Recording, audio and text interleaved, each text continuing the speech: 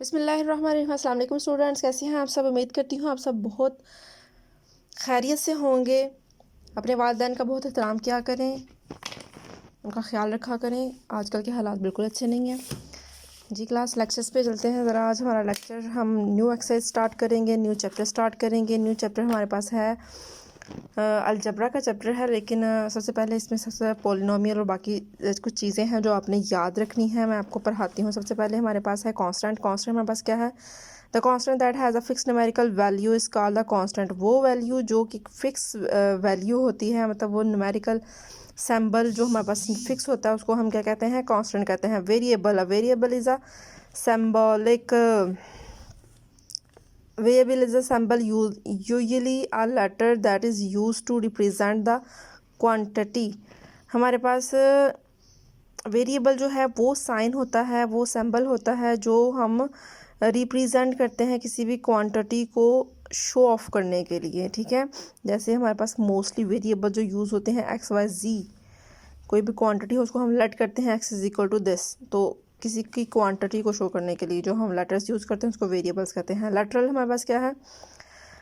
The alphabets that are use to represent. वो alphabet जो हम यूज़ करते हैं रिप्रेजेंट करने के लिए कांस्टेंट एंड कोफिशिएंट्स। कोफिशिएंट और कांस्टेंट की जगह पे जो हमारे पास अल्फ़ाबेट्स यूज़ होते हैं उसको हम लेटरल्स कहते हैं। तो नेक्स्ट हमारे पास अलजेब्रिक एक्सप्रेशन है। अलजेब्रिक एक्सप्रेशन क्या है? An expression which connects variables and constant. जो कांस्टेंट और वेरिएबल के साथ कनेक्टेड होते हैं by algebraic expression operations, algebraic operations के अकॉर्डिंग। जैसे अलजेब्रिक ऑपरेशन हमारे पास क्या है? Addition, subtraction, multiplication, division are called algebraic expression. ये हमारे पास अलजेब्रिक एक्सप्रेशन होते हैं। उसके बाद है पॉलिनोमियल। पॉलिनोमियल क्या है? The polynomial expression are simply polynomial. एक हमारे पास पॉलिनोमियल एक्सप्रेशन एक सिंपली पॉलिनोमियल की तरह होता है। इज़ एन अलजेब्रिक एक्सप्रेशन, जिसमें अलजेब्रिक एक्सप्रेशन यूज़ किए जाते हैं कंसिस्टिंग ऑफ वन और मोर टर्म, जिनमें एक से ज़्यादा टर्म्स मौजूद होती हैं, लेकिन उनमें जो उसकी मेन क्वालिटी है वो ये है कि जो उसकी एक्सपोनेंट है, जो उसकी पावर है, वो या तो ज़ीरो होगी या वो पॉजिटिव इंटीजर्स होंगी, वो नेगेटिव नहीं हो सकती।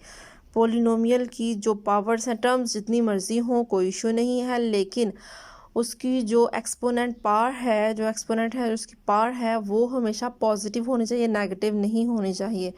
तो इसमें थोड़ी सी एग्जांपल्स भी दी हुई हैं, लेकिन हम क्वेश्चन सॉल्व करते करते आपसे ये सब चीज़ें डिस्कस करेंगे। एक्सरसाइज नंबर 5.1 है हमारे पास, chapter number 5। Write the constant term given in the expression. इन एक्सप्रेशन में जो कांस्टेंट टर्म गिवन है वो आप बताएं कांस्टेंट कौन कौन सी हैं। नेक्स्ट क्वेश्चन है राइट द वेरिएबल्स। हमने वेरिएबल्स को राइट करना, राइट द वेरिएबल्स, वो वाले वेरिएबल राइट करने हैं टेकन इन द इक्वेशन, जो इन इक्वेशंस में गिवन है वेरिएबल सिर्फ। ठीक है। नेक्स्ट क्वेश्चन है right the lateral use in the equation. In equations में जो लेटरल गिवन है वो यूज़ करने हैं, वो बताने हैं। नेक्स्ट क्वेश्चन है सेपरेट द पॉलिनोमियल। पॉलिनोमियल को सेपरेट करने हैं expressions and expression that are not polynomial. वो एक्सप्रेशन जो पॉलिनोमियल है, जो पॉलिनोमियल नहीं है, वो यूज़ करनी है, वो बतानी है, लिखनी है, सेपरेट करनी है। जी क्लास, जो हमने डेफिनेशन पढ़ी है उनके अकॉर्डिंग ये 4 क्वेश्चन आज मैं आपको करवाऊंगी। इनमें से कुछ क्वेश्चन मैंने लिख लिए हैं, सिंपली करना इसको कुछ नहीं है। सिर्फ इसमें देखें कांस्टेंट कौन सा है वो लिखना है, वेरिएबल कौन सा है, लेटरल कौन सा है, और पॉलिनोमियल कौन सी इक्वेशन है, कौन सी इक्वेशन पॉलिनोमियल नहीं है, सिर्फ हमने ये बताना है। तो मैंने इसमें से कुछ क्वेश्चन चुने के खुद से ही लिख लिए हैं। तो पहला क्वेश्चन जैसे बुक पर लिखा हुआ है कि सबसे पहले हमने कॉन्स्टेंट देखने हैं कि इनमें से कॉन्स्टेंट क्या है। तो देखिए इसमें से कॉन्स्टेंट हमारे पास 4 है।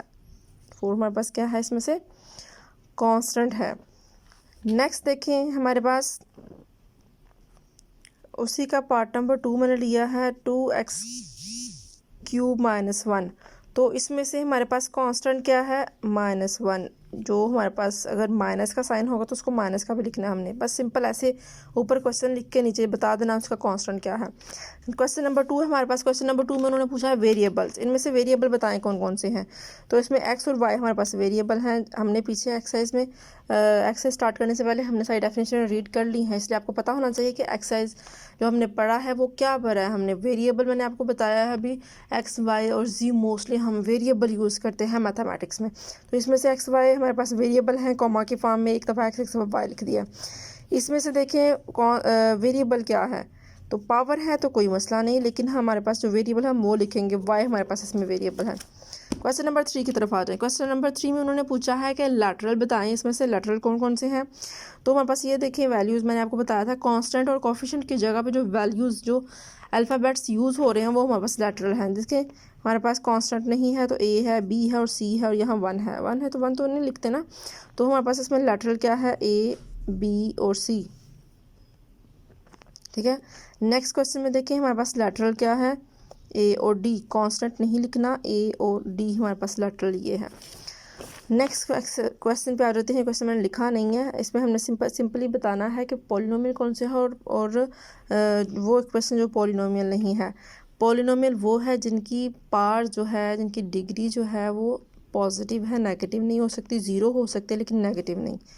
इस एक्सप्रेशन को देख के हमें पता चल रहा है कि ये इसकी जो एक्सपोनेंट है वो सारी की सारी पॉजिटिव है, नेगेटिव कोई नहीं है, तो हमारे पास ये एक पॉलिनोमियल है।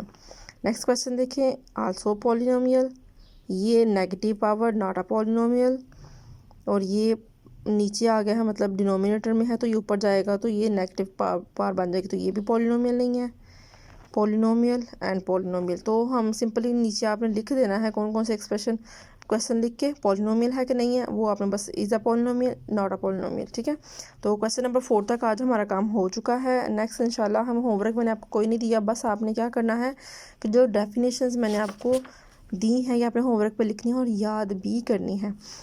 होप सो आपको आज के एक्सरसाइज जो हमने 5.1 स्टार्ट की है आपको इसकी समझ आ गई होगी। इंशाल्लाह हम एक्सरसाइज नंबर 5.1 कल कंप्लीट करेंगे। अल्लाह हाफ़िज़ बेटा।